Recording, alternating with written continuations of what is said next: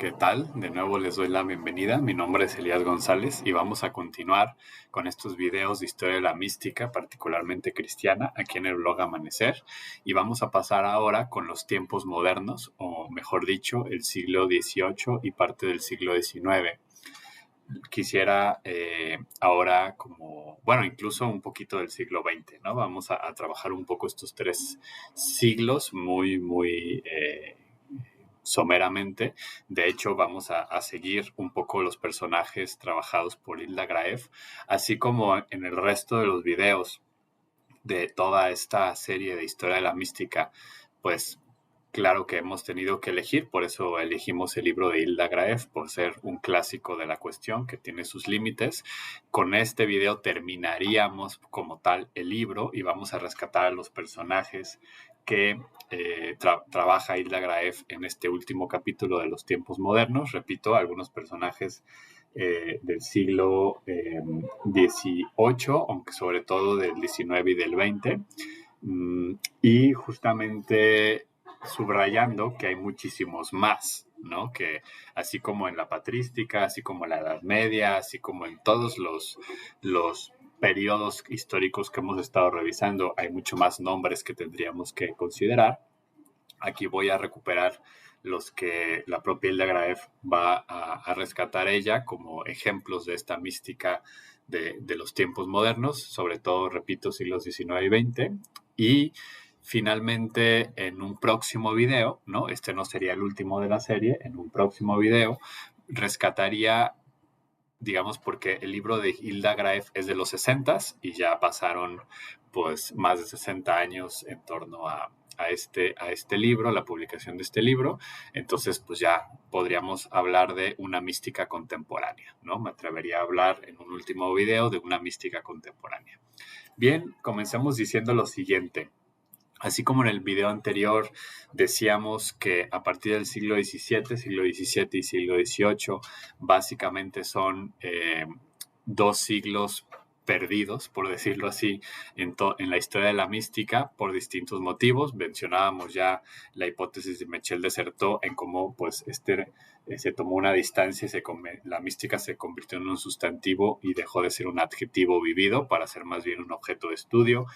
Por otro lado, todo el racionalismo de la época. Por otro lado, también esta suerte de roña, de alergia, de rechazo que comenzó a generar la iglesia en torno a la mística, tanto la católica como otras iglesias cristianas también. Y así como eso, digamos, pero que sí hubo místicos y movimientos místicos como el quietismo, con toda la polémica que podría estar alrededor y los personajes que estuvimos revisando, hay un cambio importante, ¿no? Propio del siglo XIX, que es el movimiento romántico o el movimiento del romanticismo, que va a estar...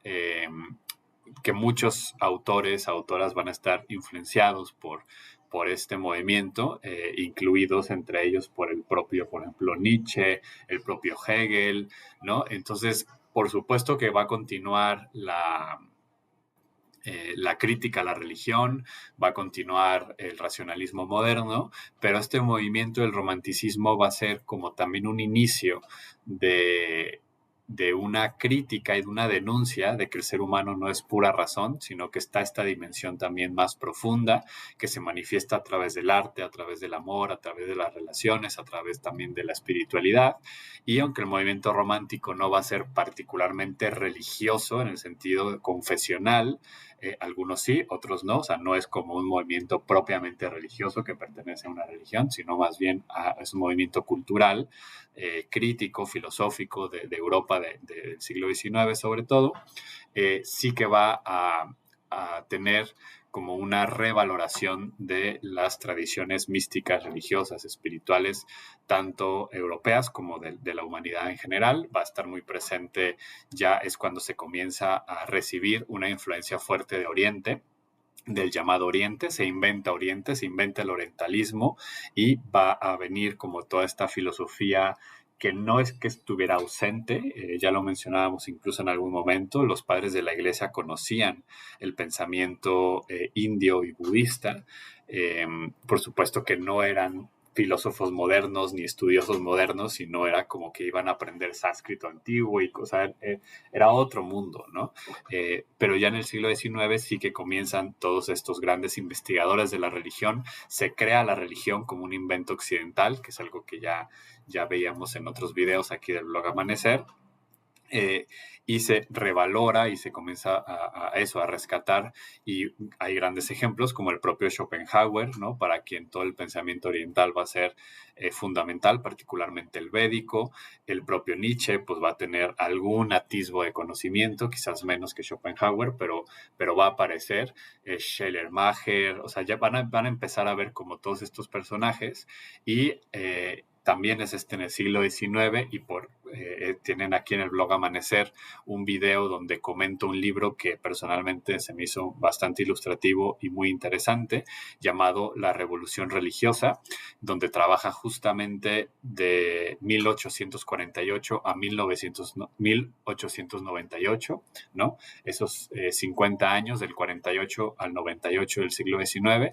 El autor es Dominique Green, y justamente habla de esta revolución religiosa, ¿no? Cómo hay un surgimiento de la teosofía, del espiritismo, ¿no? Entonces hay como una renovación espiritual y religiosa en Europa, y la mística cristiana no se va a quedar atrás en ese sentido, ¿no? Por supuesto, va a seguir siendo vista con sospecha por la institución y cosas por el estilo, pero al mismo tiempo pues van a surgir personajes interesantes, hay como una renovación, ¿no?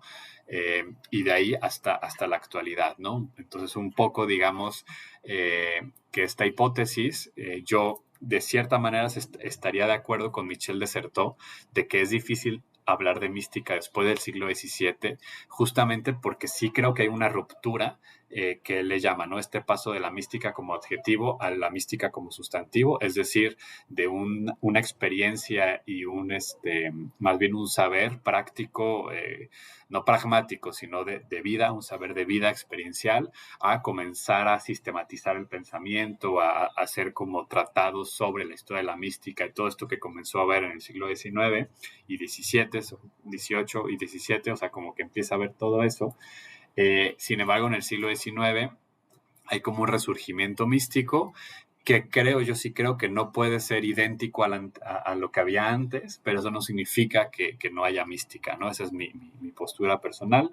De hecho, justamente Hilda Graef va a terminar con una reflexión así, vamos a verla en su momento. Y bueno, como les decía, pues vamos a recuperar estos tiempos que, repito, para mí este ahínco, estos nuevos aires de mística continúan presentes hasta la actualidad, porque de cierta manera somos herederos de este siglo XIX y XX, ¿no? En donde se caen los grandes metarrelatos de Occidente, ¿no? En el siglo XIX, pues hay como toda una serie de las grandes críticas a las grandes certezas modernas con los llamados maestros de la sospecha, ¿no? Nietzsche, Freud, Marx, pero también la segunda, o sea, perdón, ya en el siglo XX, pues las dos guerras mundiales, o sea, como que hay toda una muestra de la decadencia del proyecto moderno, de su imposibilidad, y por lo tanto una revaloración de otras dimensiones de lo humano más allá de donde lo había limitado el proyecto moderno original. La modernidad comienza a transformarse.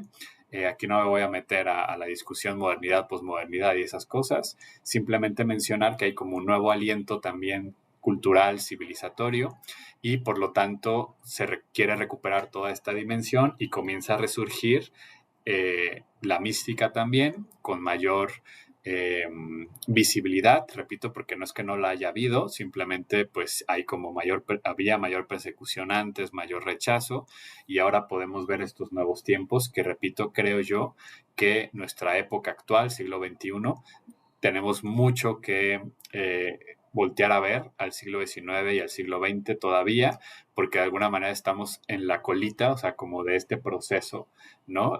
Tanto para bien como para mal, ¿no? Porque hay toda una serie de asuntos que vamos a revisar más en el siguiente video, ¿no? Pues bien, eh, un asunto importante que creo que es fundamental rescatar y que menciona Hilda Graef, y que creo que se conecta justamente con lo que estaba diciendo, que después del siglo, o sea, de este paréntesis, por decirlo así, moderno de rechazo de la mística, ya no podemos volver, o sea, la mística posterior a eso no puede ser, digamos, premoderna, es imposible que lo sea, y por lo tanto, lo que sí comienza a ver, que tiene que ver también con cambios de estilo de vida de las sociedades, es que el misticismo se comienza a integrar a la vida ordinaria de cada una de las personas y se comienza a ser más extenso, o sea, se empieza a extender en la vida de las personas más de lo que estaba antes, ¿no? Porque antes, si bien, pues, los personajes que hemos estado revisando aparecen laicos, laicas, la vida mística estaba como más bien presente, toda la mistagogía, la enseñanza, el acompañamiento, las prácticas, estaban más bien como retraídas en los monasterios, en las órdenes religiosas, etcétera, y una característica propia de esta época, siglo XIX-XX, es que la mística se comienza a extender más allá de los monasterios, más allá de la vida e incluso de la vida religiosa, y se va haciendo un énfasis en la cotidianidad, ¿no? De hecho, solo por mencionarles un dato curioso, ¿no? Uno de los que rescatan a Juan de la Cruz en el siglo XX, Jean Barussi, va a ser un agnóstico, una persona más bien tirándole al ateísmo, pero que va a recuperar todo el pensamiento y va a ser la primer gran obra moderna de San Juan de la Cruz, ¿no? Entonces, en ese sentido, pues tenemos ya como otro acercamiento de la vida mística ya muy distinta a lo que había antes, ¿no? Y por lo tanto también una vivencia mística diferente, ya no marcada tanto por visiones, tanto por experiencias sobrenaturales, sino justamente una mística más enfocada y más aterrizada en lo concreto, en la cotidianidad, en la acción por los demás, en el compromiso social, comunitario. O sea, la mística también se va transformando, ¿no? La primer personaje que recuperamos es la beata Ana María Taigui, 1769-1873. Básicamente se desarrolla en el siglo XIX. Ella pues viene de una familia sencilla italiana, va a tener una formación conventual y va a tener, de hecho, pues ella va a ser madre, ¿no?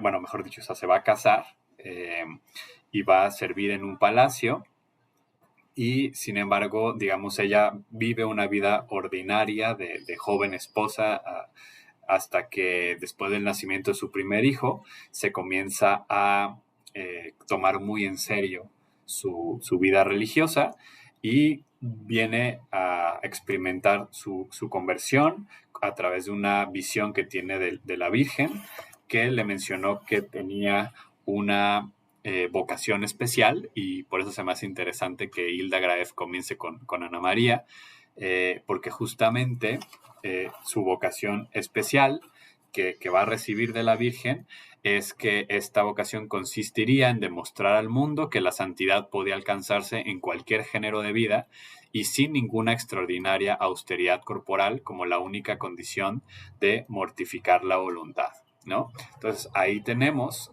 justamente lo que para mí sería uno de los grandes de las grandes notas, de las grandes características de la mística de estos siglos, que hay un vuelco hacia una mística más universal en cuestión de estilos de vida, ¿no?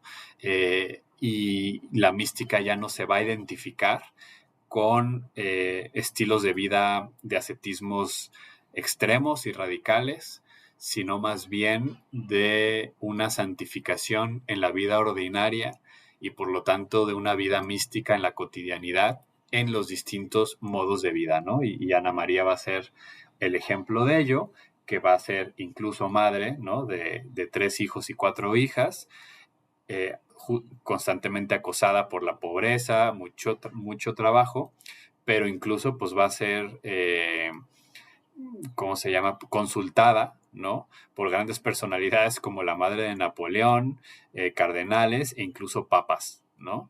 Y en eso vemos como esta cotidianidad de ella, siendo madre, pero entregando su vida y al mismo tiempo, pues, siendo esta misma vida enriquecida a través de su experiencia mística hacia los demás.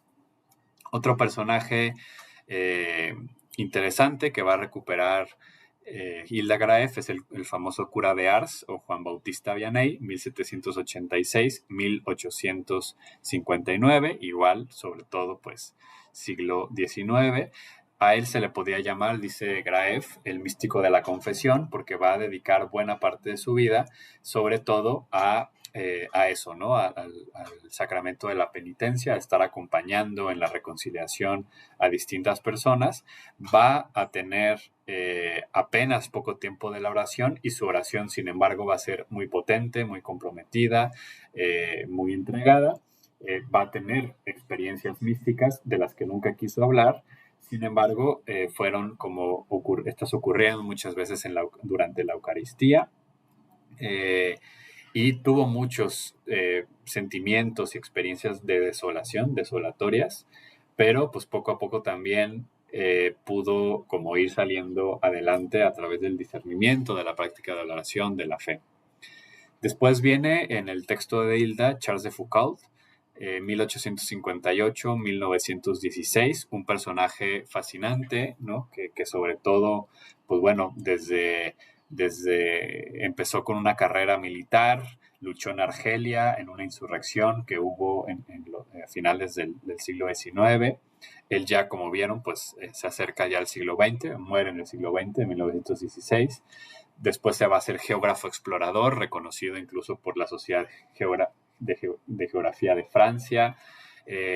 Sin embargo, pues en todo este proceso que él va conociendo la vida del pueblo tuareg, pero también de los pueblos de Argelia, de origen o de tradición más bien musulmana, él va a ir teniendo una conversión hacia ellos y se va a encarnar allí.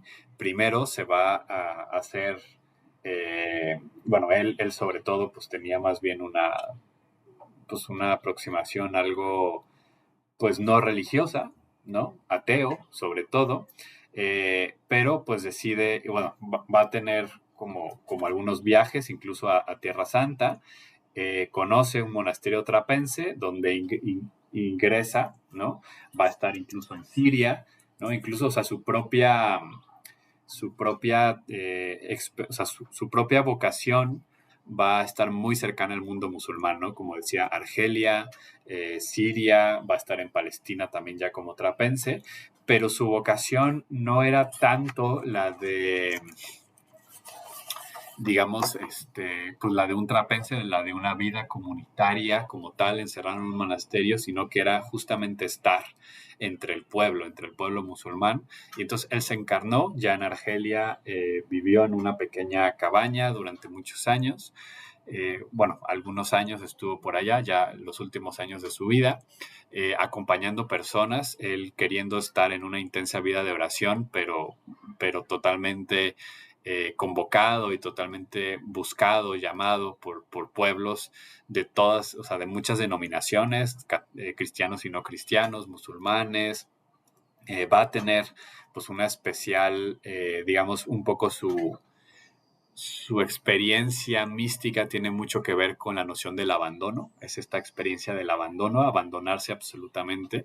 Va a tener también experiencias fuertes de desolación, experiencias también, aquí fíjense, hay un par de frases: sequedad y oscuridad, todo es penoso, la Sagrada Comunión, las oraciones, la contemplación, todo hasta decir Jesús, a quien amo.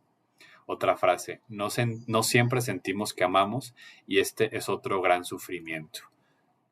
Constante dice: veo todas las cosas en la luz de la inmensa paz a Dios, veo su infinita felicidad de la inmutable gloria de la bienaventuranza y siempre tranquila Trinidad. Todas las cosas se pierden para mí en la felicidad de que Dios es Dios. Todo esto, repito, pues inmerso en su acompañamiento los grupos autóctonos propios de la región o las regiones que vivió, acompañando. Hay quien lo recupera como un ejemplo de mística misionera ya moderna, en donde no se trata de una evangelización en términos de quererles imponer el evangelio y la doctrina católica, sino más bien un encarnarse, inculturarse, y ser uno más entre ellos, y a través de eso pues exponer la propia fe, no en un sentido doctrinal, sino pues al hacerse y al encarnarse, ser semilla de buena noticia para los demás. Algunas personas recuperan esto. Repito, una mística del abandono. Muere de una manera pues bastante trágica, asesinado con un disparo en la cabeza, y sin embargo pues ya fue pues canonizado recientemente. Va a ser, o sea, una persona importante, que además, pues, por ejemplo, la Orden de los Hermanitos de Jesús se va a inspirar mucho en la vida y obra de Charles de Foucault. Bueno, otro personaje fundamental, que en lo personal tengo más que hablar al respecto, porque es una de las místicas a las que yo también me he dedicado a estudiar, que es Teresita de Lisieux, mejor dicho, pues Teresa del Niño Jesús y de la Santa Faz, ¿no? Ese sería su nombre religioso. Teresita es de estos titanes de la mística. Aquí justamente Hildra va a recuperar pues la problemática que encierra justamente la figura de Teresita de Lisieux. Muchos no le van a considerar mística justo porque no tiene como estas grandes visiones, más que una vez cuando estaba de niña muy enferma y tiene una visión con la Virgen, una estatua que ella tenía, una imagen de la Virgen que tenía al lado de su cama, y va a sentir esa presencia fuerte, que la Virgen le sonríe, y a través de eso va a sanar de una enfermedad que tenía. Sin embargo, pues es una mística que incluso yo al principio, cuando empecé a leerla, decíamos, es una mística rosita, ¿no? A veces empalagosa. Sin embargo, es bastante profunda. El gran teólogo del siglo XX, von Balthasar, decía que Teresita de Lisieux era el modelo de mística para nuestros tiempos, ¿no? ¿Por qué? Porque la gran doctrina de Teresita de Lisieux va a ser lo que ella le llamaba el caminito. No es un concepto nuevo, ya otros místicos que incluso hemos revisado aquí hablaban de esta noción del caminito, del dejarse, del soltarse absolutamente, ¿no? Con esta noción de la infancia espiritual, de convertirse en un niño, en una niña, en los brazos del padre o de la madre, y abandonarse por completo, ¿no? Sin embargo, lo que hace en Teresita como diferente a otros expositores o expositoras de la mística del caminito, de la infancia espiritual, es que Teresita lo vivió, lo encarnó. De hecho, hay algunos que hablan que hay dos tipos de santidad en la Iglesia Católica Romana, por lo menos.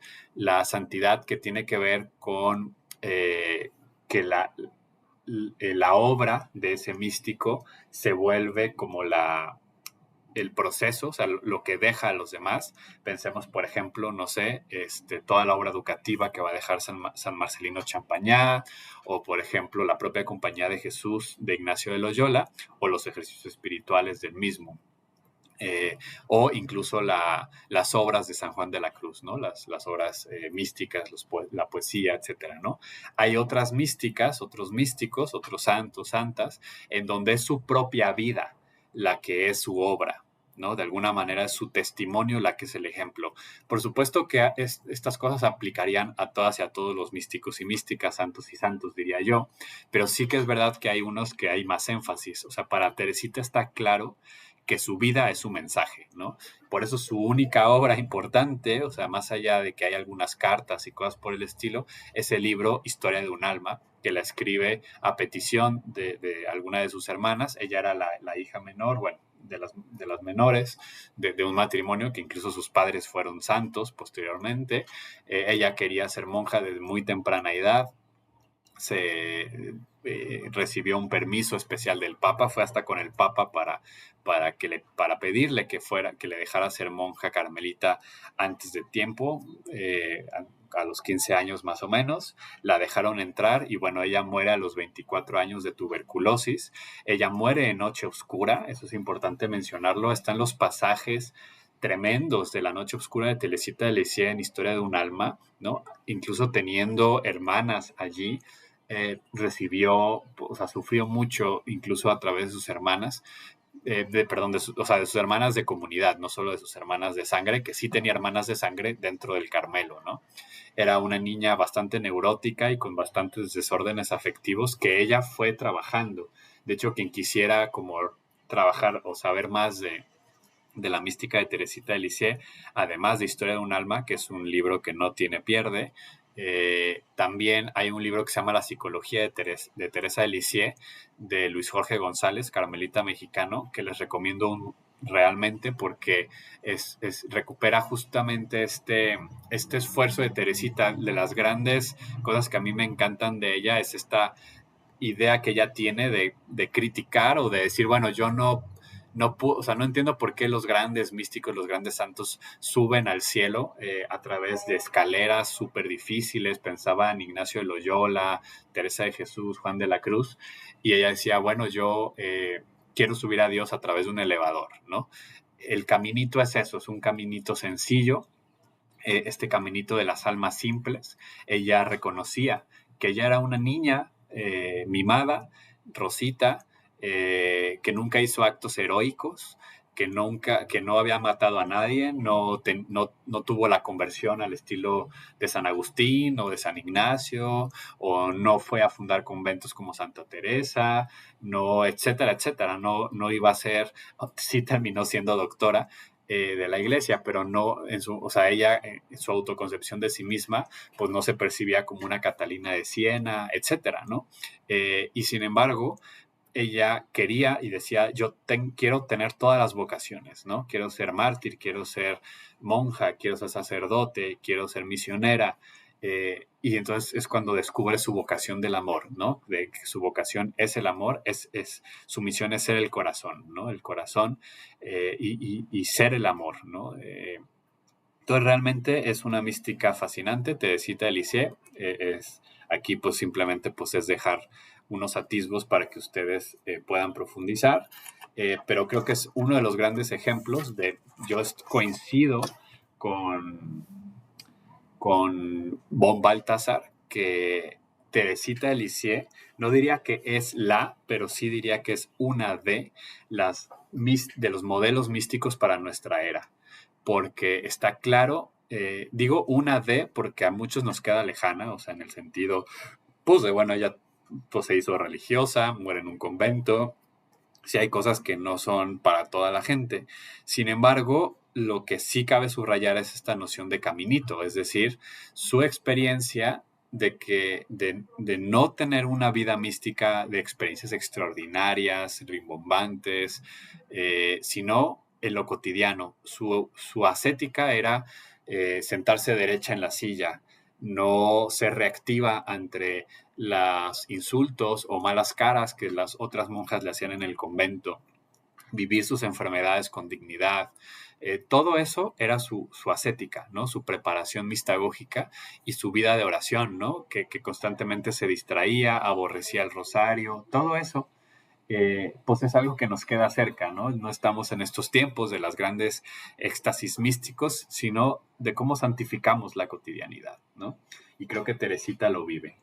Otra mística que va a recuperar Hilda Graeff, también carmelitas, Isabel de la Trinidad, 1880-1906, con una vocación muy similar a Teresita de Lisieux, también francesa, contemporáneas de alguna manera, más joven Isabel.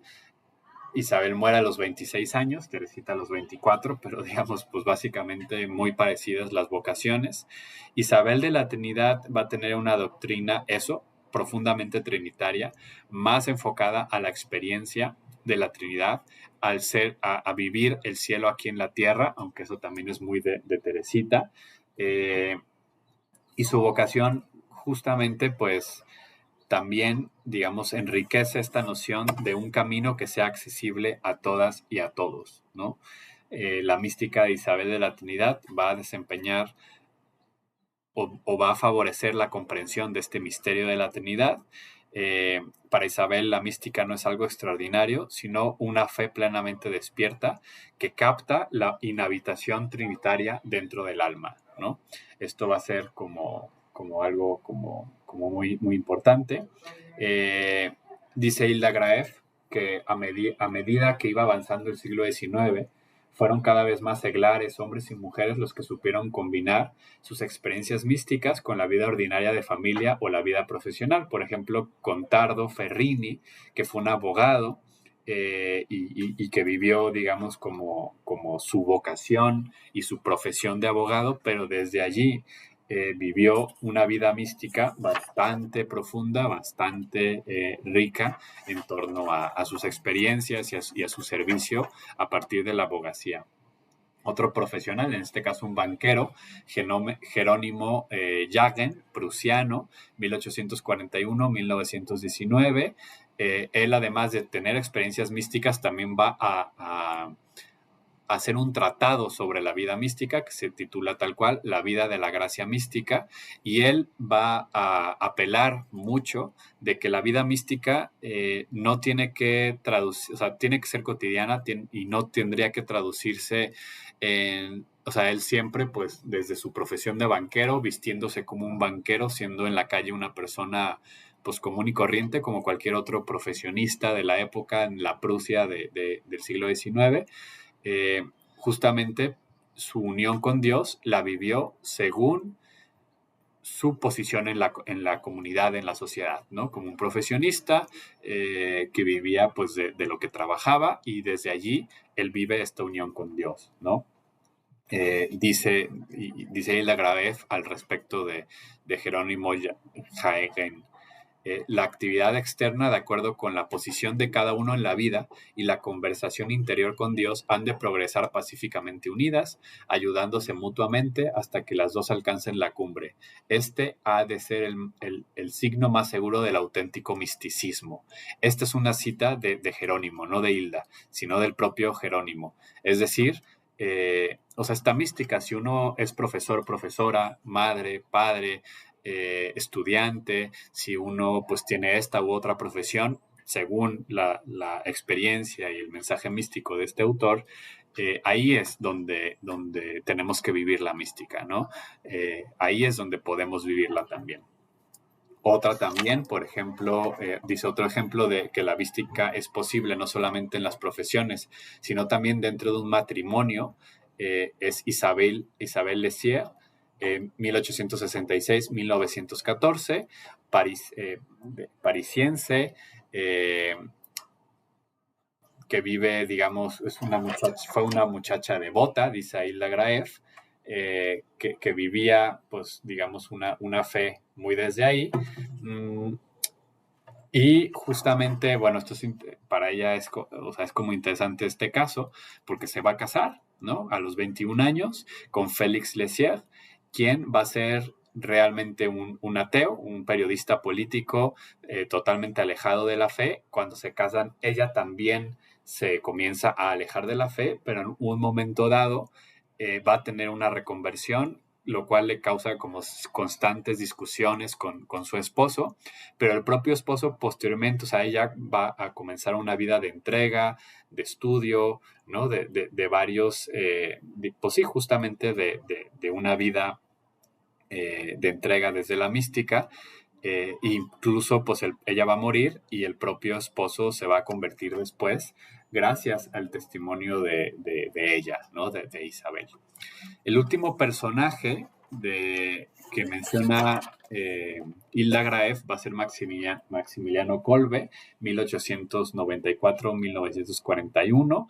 Va a ser franciscano, va a ser una persona muy brillante, con una carrera muy prometedora, que él más bien decide enfocar no en los altos estudios, sino en la entrega a los más humildes. Va a crear editoriales para poder publicar cosas al acceso de todos, va a viajar mucho, va a tener una salud muy endeble, pero lo que más se acuerda, digamos, lo que hoy por hoy recordamos a Maximiliano Kolbe, es que él va a ser capturado por el nazismo, encerrado en Auschwitz, campo de concentración, donde va a sufrir todo lo que se sufría en los campos de concentración, y él va a morir porque a partir de una escena que hubo en el campo de concentración se agarra un número aleatorio de personas al azar que van a ser asesinadas por una cuestión de enojo, de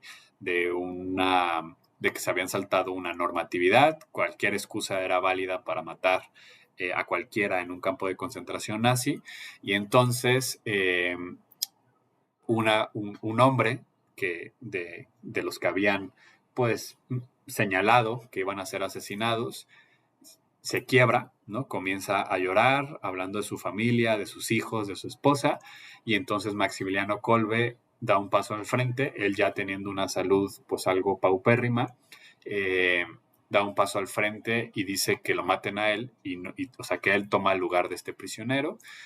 El prisionero pues lo sacan y meten a Maximiliano Kolbe, o sea, es decir, los nazis aceptan este intercambio, encierran a Maximiliano y a los otros hombres en una cámara encerrada donde los matan de inanición.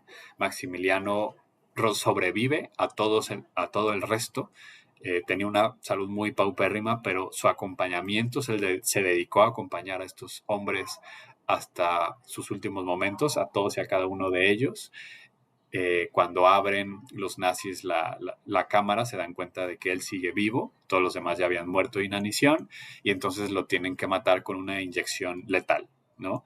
Este fue Maximiliano Kolbe, ¿no? Y la mística, pues aquí vemos que sí, una vida de oración profunda y lo que quieran, pero no una mística, pues se le apareció Jesús y fue esto, como era lo propio de la época anterior, sino una mística de entrega radical a través de situaciones totalmente inhumanas, ¿no? Entonces, como pudimos ver a lo largo de estos místicos y místicas que recupera Hilda Graeff, que yo creo que hace muy bien, ciertamente faltan muchos nombres importantísimos, menos ortodoxos, digamos, para la iglesia. Yo rescataría, por ejemplo, a León Tolstoy, Gustav Landauer, Simone Weil, justamente Tigilesum. A lo mejor hablamos un poco más de ellos en el próximo video, pero digamos sí creo que el argumento, o sea, aquí Hilda Graeff se está yendo por los más canónicos, por decirlo así, los aceptados por la iglesia. Sin embargo, creo que sí son elocuentes a la hora de expresar el mensaje que ella quería expresar y que yo estoy de acuerdo con ella, ¿no? Hay un cambio en el siglo XIX sobre todo y de ahí para adelante hasta nuestra contemporaneidad en el ámbito de la mística. ¿Qué cambio significa? Que es el haber pasado por la Ilustración y por lo tanto se cayó mucha de la experiencia religiosa, digamos, premoderna, y lo que surge de ahí no puede ser premoderno, nos guste o no nos guste. Ya pasamos por una edad del racionalismo, tenemos una concepción distinta de las cosas, nació el individuo moderno, un ente que antes no existía. Eso es discusión para otro momento. Lo que hay ahora y lo que había desde el siglo XIX hasta la fecha es el individuo moderno, sobre todo en las sociedades occidentales, y por lo tanto, pues la mística tiene que ser muy distinta, ¿no? Hay otros fenómenos que yo mencioné, que Hilda no menciona, que es la diversidad religiosa, el surgimiento de espiritualidades más allá de la religión. Eso lo voy yo a mencionar ya en el último video. Aquí lo que sí es subrayar, pues que el romanticismo ayudó al resurgimiento de la mística, por un lado, pero por otro lado también tiene que ver con este paso por el racionalismo. Hay una suerte de pérdida de inocencia, llamémoslo así, y entonces ahora es como la mística como una segunda inocencia, diría también Raymond Pánica al respecto, que ya no se puede regresar a tiempos premodernos, sino pues que ahora es un nuevo sentido de la mística que tenemos que experimentar y que tiene que ver con una mística del abandono de la infancia, como diría Martin Buber, más desde el judaísmo, pero creo que aplica este eclipse de Dios, ya no tanto la muerte de Dios, que claro que tiene que ver, ¿no? O sea, tanto la muerte de Dios como el eclipse de Dios influyen muchísimo a la mística desde el siglo XIX, XX, XXI. Pero lo que sucede es que entonces ya no tenemos esta efervescencia mística al estilo del siglo XVI español, o la mística renano-flamenca, o los padres de la iglesia, o los franciscanos de la Edad Media, sino que es una mística de la infancia espiritual, del caminito, del abandono, de la cotidianidad, de la vida concreta, de la entrega a los demás, del compromiso político, ético, social, de leer las circunstancias históricas, mística laica. Todo eso es lo propio, pues, de la mística de los tiempos modernos, que de cierta manera también es la que nos toca, salvo pues algunas notas y características que mencionaré en el último video. Voy a terminar leyendo el último párrafo del libro de Hilda Graeff, que me parece bastante interesante. y con eso terminaría. Quizás el lector se extrañe de que en estas últimas páginas hayan salido mucho menos éxtasis y visiones que en las anteriores. Parece que la vida mística en nuestros días, aunque existente, esté mucho más escondida que en lo que a veces se llama la edad de la fe. Los éxtasis espectaculares son raros y con frecuencia la unión mística con Dios se vive tanto en el torbellino del mundo moderno como en los conventos. Porque, como nunca se han cansado de decirnos los grandes místicos, los fenómenos externos no son los aspectos más importantes del verdadero misticismo. Lo que constituye el misticismo en sentido cristiano es la unión experimentada con Dios en lo profundo del alma, y esta unión es posible tanto en el mundo como en el claustro.